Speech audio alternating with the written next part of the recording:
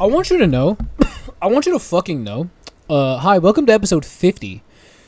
Apparently, it all ends here. Apparently, that chapter that I just fucking did ended there.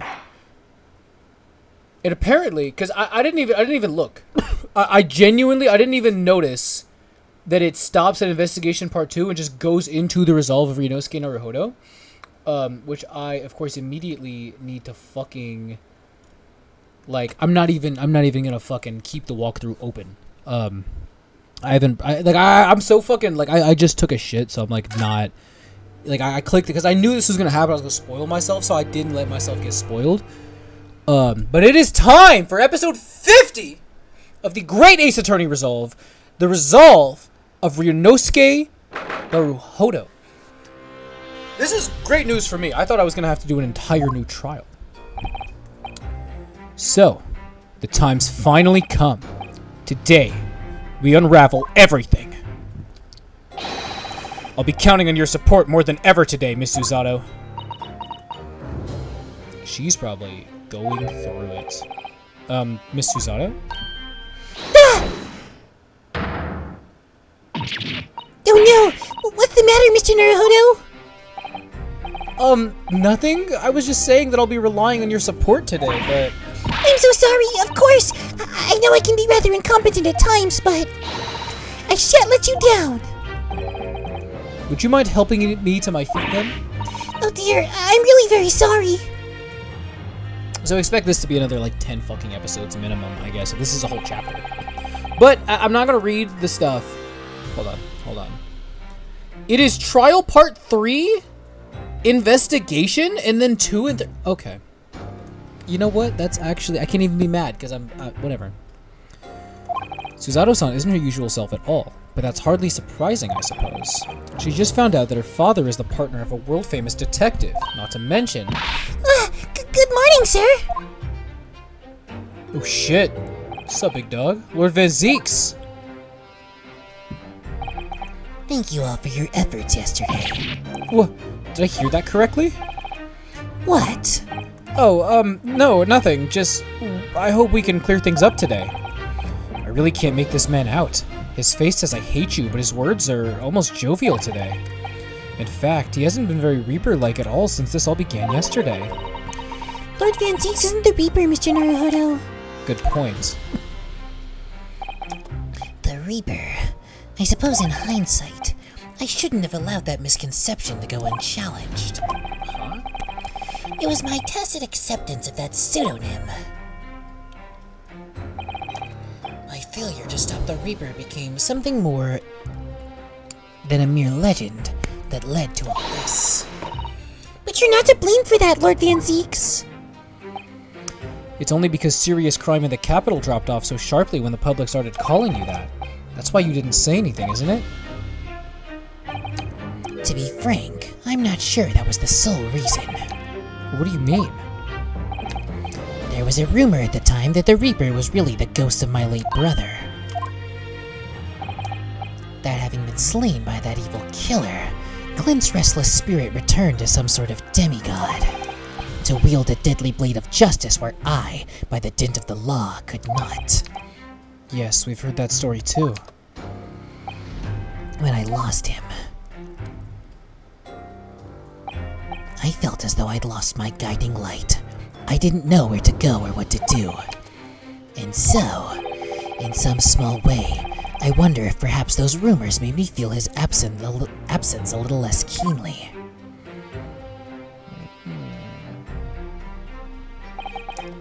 Even if I knew it was just an illusion, just some nonsense conjured up by an over-imaginative public. He was obviously extremely important to you, Lord Clint Van Zeeks. Well, what's important now is uncovering the truth. That's all that matters. I know you didn't take anyone's life. And I intend to prove that beyond a shadow of a doubt in court today. I never thought I'd say this, but I can see it in your eyes. That burning desire to cut through all the lies and deception. I can't deny it any longer. You are a lawyer of absolute integrity. Thank you. Now tell me, Why do I detect the scent of expensive tea leaves in the air? Oh, poor Iris. Iris, when did you get here?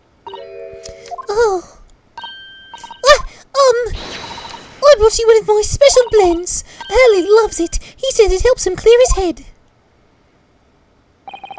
I thank you. Hee. That's surely the first and last time I'll ever see a sight like this. You seem different today, Iris. Oh?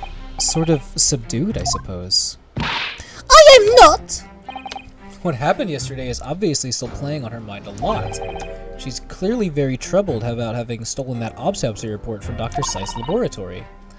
Alright then, good luck to you both. I have to make a move now. Oh, you're not staying? I thought you'd want to watch today's proceedings. Well, I'd like to cheer you on, obviously.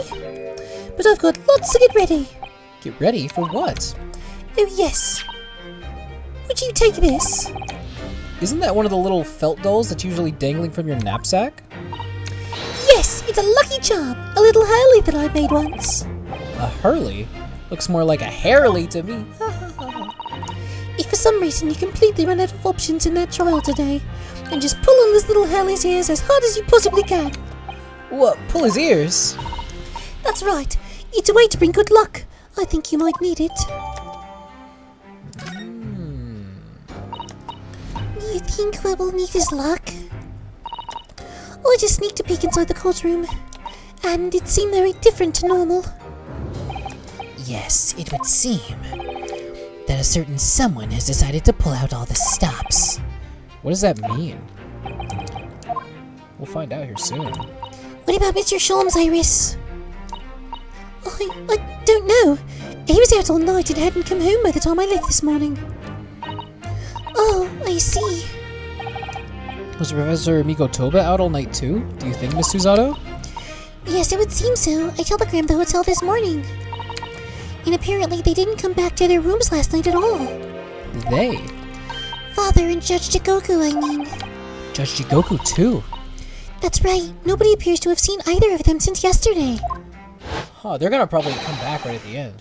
Counsel for the defense and the defendant! Court is about to be in session. Please make your way inside the courtroom at once. Good luck then, Runo. Good luck, Susie. Yes, thanks, Iris. And you, Mr. Reaper. I hope it goes well. Once again, I thank you for the delicious tea. It was very soothing. Oh, I'm so glad. We must go inside now, Lord Van Zeeks.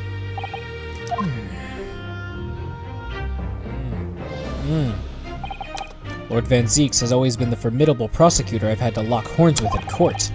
But not today. Today I battle with another in pursuit of the truth. My best friend, Kazuma Asogi, who I trust more than anyone else in the world. Now I understand what it was that drew me here to Britain all those months ago. Now I know exactly what destiny had in store for me. It's all been leading up to this one day, this one trial, to this one final reckoning. Pretty crazy. I don't like that it's blacked out. Oh shit, it looks normal to me, what the fuck? It feels even more oppressive in here than it did yesterday. There are cold stares piercing me like knives from all sides today. Ah! Mr. Naruhodo, look! Oh, fuck! Oh, we're so cooked! Oh, we're so cooked because he's been behind this whole fucking conspiracy the whole time. Oh, we're so fucked, we're so fucked, we're so fucked. Lord Strongheart! We're so fucked. Kazuma must have known beforehand. The ramifications of this trial now extend far beyond the murder of one Scotland Yard inspector. In fact, events have come to light that threaten to rock the very foundations of our country's legal system. The escape of a condemned criminal on the night of his execution, the subsequent unlawful shooting of the man, and the revelation that the prison staff must have been complicit in the jailbreak. Britain is currently hosting influential members of the judiciary from countries all around the world. It is imperative that we uncover the truth in these proceedings to avoid international embarrassment. By royal decree, this will continue to be a closed trial. And one over which I, Mael Strongheart, exercise total and unequivocal authority. Oh, we're so fucked. The 6 jurors' flames just... As was the case in yesterday's proceedings, those here present in the public gallery are distinguished members of our judiciary, assembled to bear witness to a fair judicial process. In other words, a collection of your acolytes, Lord Strongheart. On a personal note, I find this most distressing, Lord Van Zieks. You are a prosecutor of exceptional talent. Much like your brother Clint, in fact. Oh. In the name of Her Majesty the Queen, I hereby declare this court to be in session. For the trial of Beric Van Zieks, who officially stands accused of murder. We're so fucked. Counsels for the prosecution and defense, are you in full readiness to proceed? The defense is ready, my lord. As is the prosecution. Yesterday's proceedings brought to light a shocking and disturbing fact. There was a side to the victim, Inspector Tobias Gregson, that was unknown to his superiors at Scotland Yard. Yes, he was carrying out operations in secret, which Scotland Yard knew nothing about. And in those clandestine operations, he had an accomplice. Mr. Daily Vigil, who would be given the inspector's identification and present himself around the capital in order to establish credible alibis for Gregson. In that way, Gregson appeared to be carrying out his regular Scotland Yard work when in fact he wasn't. At the end of yesterday's session, Mr. Vigil, who had been suffering from amnesia, regained his memory. It would appear he buried his memories of the time deep inside himself as a means of self-preservation. Because whilst he was engaged as chief warder at Barclay Prison, he abetted to the convicts' escape. Mr. Vigil is currently recuperating at St. Sinners. He's recovered enough to give a signed statement about his movements in the day prior to the incident. He's formally admitted to posing as Gregson whilst investigating the Red-Headed League. Which brings us to the crucial issue of the victim's time of death. The defense yesterday proposed a suggestion that the victim may have been killed one day earlier. This was based largely on the discovery that the victim's pocket watch had not been wound. The prosecution has something to report on that subject, my lord. Really? Go ahead, Prosecutor Asogi! I met once again with the coroner yesterday to discuss the issue. She confirmed that the defense's suggestion could not be ruled out. It's entirely possible that Inspector Gregson was killed on 31st October, the day before his body was discovered. I have here an updated autopsy report that includes the amended details. But the official opinion of the investigation team was made clear yesterday, that the time of death was 5 p.m. on 1st November. There are indications of an attempt to disguise the real time of death, however. It seems that the natural decaying process of the victim's body may have been slowed by keeping it chilled. That's out of the question. There are no refrigeration devices in that part of London large enough to accommodate a human corpse. My lord, this is more than just conjecture. There's evidence to support the idea. We must investigate it thoroughly. Very well. The court will accept the new report as evidence. However, if this updated report is deemed to be accurate, it would give renewed significance to the movements of the victim on the day before the Fresno Street incident. It would, yes, especially since on that day, Inspector Gregson was using Mr. Vigil to cover up his real movements. It's conceivable that he was killed in the course of his secret activities. Do I sense that the prosecution has some information regarding those activities? Scotland Yard put an enormous effort into investigating that precise matter yesterday. I think we should begin by presenting the results of that investigation work. So the prosecution calls its first witness now! Oh, it's Gina. Hi, Gina. Hi, buddy. State your name and occupation for the court. Inspector Dana Lestraw reporting, representative of Scotland Yard. A self-conferred rank, but never mind. Gina? Again? What's your problem, Edo? What's with that Gina again, okay? The boss went the route to me. He done more for me than anyone else ever did. Oh, Inspector Gregson, you mean? He's got me out to Baxlam to the East End and took me under his wing. Taught me that life can have purpose. So that's why I'm the best person to be standing here speaking for him. Oh, Gina. Right, out of the goodness of Gregson's heart. Not at all that he had his arm twisted by Mr. Sholmes, no. What's relevant to these proceedings is that the outcome of Scotland Yard's investigations yesterday has revealed that the victim was carrying out some assignment the police knew nothing about. Very troubling! That face. Lord Strongheart knew. So, Inspector Lestrade, let's hear exactly what it says in that report. Coming right up, sir. Alright, let's go ahead and get ready for that. I'm gonna pull there and then go back. Our yard detectives are supposed to follow orders and investigate what they're told. But a little searching at the boss's office turned up a notebook that had a load of secret meetings in it. According to that, the boss was looking into some smuggled gun dealings that day. Looks like it was a big job and all, but the coppers weren't onto it yet. What matters most is there's witnesses what saw the Reaper at that place too. Oh my fucking god, bro. So what do I do in response to that? Okay. Oh, that do I? Just telling you what was written in the book. Tobacco, tea, spices, medicines, goods of all sorts flow into London by illegal channels from across the globe. It's well known that they're disposed of at irregular black markets that take place in the capital.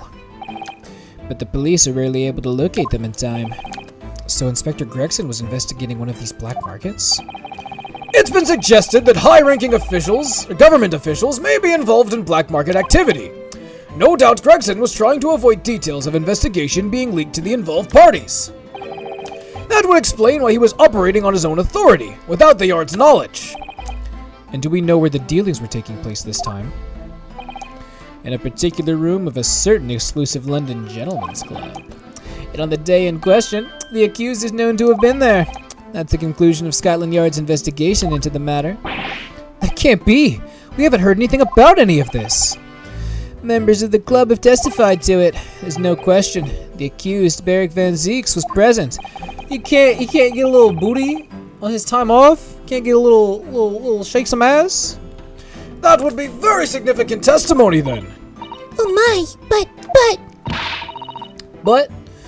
Lord Van Zeeks has made no mention of this at all. But why would he tell you he went to the club? In short, Lord Van Zeeks had ample opportunity to murder the victim. Very well then. Counsel for the defense, begin your cross-examination. So I'm supposed to press statement 3. Do I do anything after that?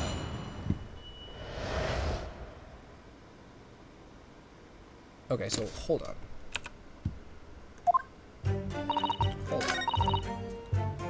Before I do any of that, I need to examine the letter of introduction.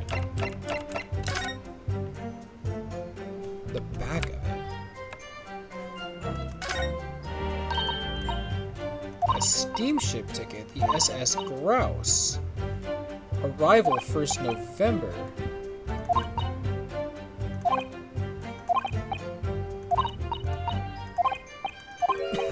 Interesting. Okay. So I'm supposed to press statement 3. Hold it! Okay, look at that. Do you have any idea where those dealings were taking place? Yup! It was all there in the boss's notes. Let's see if I can remember. As I already said, the illegal dealings were due to take place at a gentleman's club. Yes, I remember, but I was hoping to find out the name of the club. I want to go there after this. That won't be necessary. What? It's conceivable that the club might be used again by the smugglers in the future. Therefore, the prosecution is asked not to reveal the name in these proceedings. I don't know what all the fuss is about. It's right here. All I've got to do is read it out. And I'll cut too. I've got this reading game buttoned up now. Can I show you what I can do? Go on, what's the harm? The judge hasn't signaled his objection yet. I can try to find out. Let's insist. And then do I do anything? Okay, we'll get there. This is a closed court. The proceedings are confidential. There shouldn't be any possibility of the information being leaked. As I explained, there's some possibility of politicians being involved in this affair. The prosecution is rightfully exercising caution, I imagine.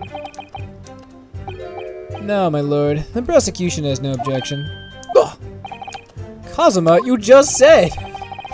There's no question that Inspector Gregson was looking into these black market dealings.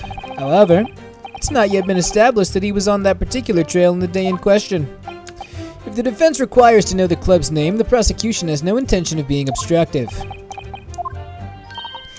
then, I get to show off me reading skills. She's so cute! The grouse. And now, go ahead and present that. Objection! I've read about these clubs that exist here in Britain. As I understand it, they're places where well-to-do gentlemen socialize with friends and colleagues. Don't imagine for a second that a foreign student like you would be admitted. Seriously, is your mirror cracked or something? You're ugly as shit too! They're not gonna let you in the fucking club.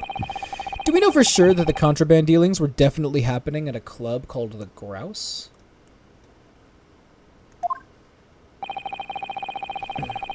The police are currently looking for evidence, but haven't found anything definitive yet. Then how the what about the witnesses? And I'm sorry to say that they probably won't. What do you mean by that?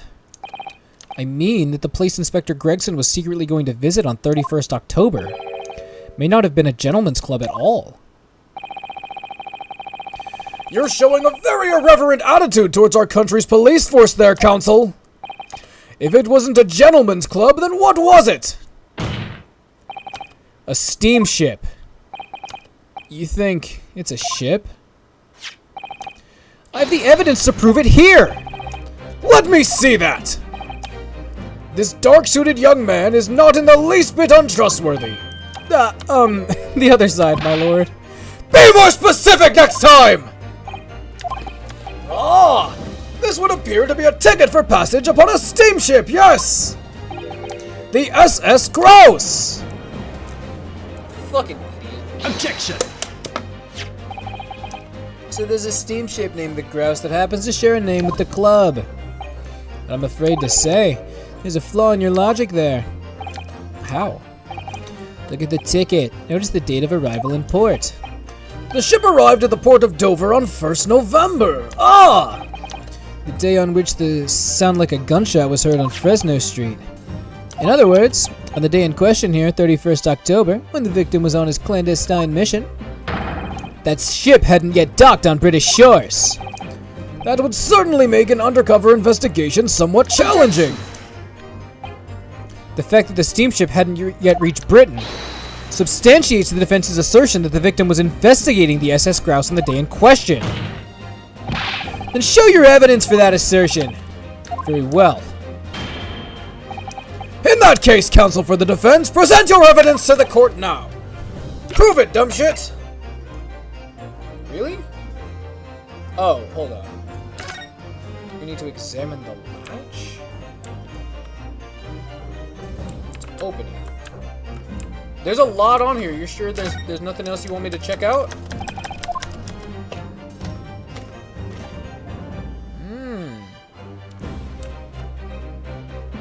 Examine the paper inside. Okay, we're getting there, we're getting there.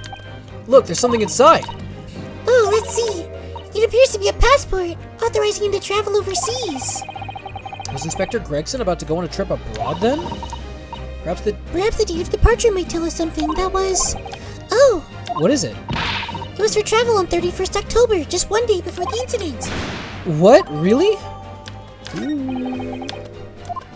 Okay, good to know. So then, in that case, the passport is entered, and then we present the passport. Take that! What's this? A passport for travel issued to the victim? I got off of the fucking walkthrough because I don't want to have it open and spoil myself. Dated 31st October? What are you suggesting? I'm suggesting that just one day before the inspector's body was discovered, there's a distinct possibility he wasn't even in the country. That's crazy. Order! Order! This document is for passage to France. It does appear to have been officially authorized. The day before the SS Grouse arrived at Dover, it docked on the northern coast of France for a night. according to my father, who was on board at the port of Dunkirk. Dunkirk, France! What could possibly have taken the victim there? I'm impressed, Ryunosuke Naruhodo. I certainly didn't expect you to get your hands on that passport. What? You mean you knew about this? The prosecution strategy for this trial has been laid down by the Crown Prosecution Office. On the day before the incident, the victim was investigating contraband dealings at a London club. That's the outcome of Scotland Yard's investigations and the line the prosecution has been asked to follow. But personally, I don't agree. I think the prosecutor's office is trying to hide something. What? And now that you've expertly disproven their assertion, I intend to reveal what I believe that something to be. What are you playing at, Prosecutor Asogi? A courtroom is a forum for the truth, my lord. Which is why it's my duty to present all the facts without exception. Let me guess. This was your intention from the outset, wasn't it? The reason Inspector Gregson secretly made his way to the steamship docked in France on the day in question was to carry out a mission for the Reaper. The Reaper? He's just baiting us, he knows. Order! Order! What on earth are you saying, Counsel? The prosecution made an assertion in court yesterday. Inspector Gregson was investigating the identity of the Reaper. When he discovered the location of the man's secret hideout, he was killed. As I'm sure everyone can imagine, by the Reaper's hand. But in reality, the truth is the opposite of that. What? Inspector Gregson wasn't investigating the Reaper at all. He was in fact acting for the Reaper! So, you're saying the mission he was undertaking was...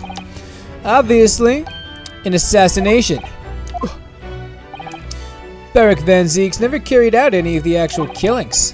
Whenever the Reaper's victims lost their lives, he always had a cast iron alibi. Which tells us that he must have had an accomplice. And you claim that was Inspector Gregson? What the hell are you talking about? My boss would never have done nothing like that! And yet, when you consider all the facts, it makes perfect sense. No! It can't be! We also arrived at the same conclusion, didn't we? That Inspector Gregson was operating as the Reaper. Even so, there's no way that the person giving him his orders was Lord Van Zieks. But no, the true Reaper is somebody else. Beric Van Zieks is not the Reaper. A predictable response from someone who's advocating for the man. And even if it's true that Gregson was operating as an agent of the Reaper, the suggestion that he went aboard the SS Grouse on an assassination mission doesn't follow at all. Oh, you have some solid reason for doubting the assertion, do you, Counsel? Absolutely. It's very simple. On the day in question, nobody was killed aboard that steamship. Professor Mikotoba and Judge Jigoku were on that very ship. If someone had been assassinated, I'm certain we would have heard about it. Phew. What's so funny? You're right, of course. No suspicious deaths were reported on board that ship. But I think perhaps you've missed the point. That's precisely why Inspector Gregson himself lost his life. What? Gregson did board the SS Grouse that night with the intention of dispatching his mark. But his mission ended in failure. Failure? It seems that the defense hasn't yet grasped a very important detail here. What are you talking about? What detail? Inspector Gino Lestrade! Ah! What? The victim's notebook that you read an excerpt from me earlier. That doesn't contain details of secret investigations at all. It describes 10 years of assassination plots to be carried out by the Reaper of the Bailey. You're lying! Even if all them bludgers were got taken out, had it coming! The boss went the Reaper! Poor Gina. There's no question that Tobias Gregson was heavily involved in the Reaper's activities. You may just be an apprentice, but if you spent any time at Scotland Yard, you must have heard the rumors. I ain't had nothing, and I don't believe a word of it! Then testify again, as a representative of Scotland Yard. Consider it your chance to defend your boss. Oh, I don't! I concur! The witness will give no formal testimony. In the next episode, thank you so much for watching. We will continue this next time, but for now, I'm going to get the fuck up out. Bye bye.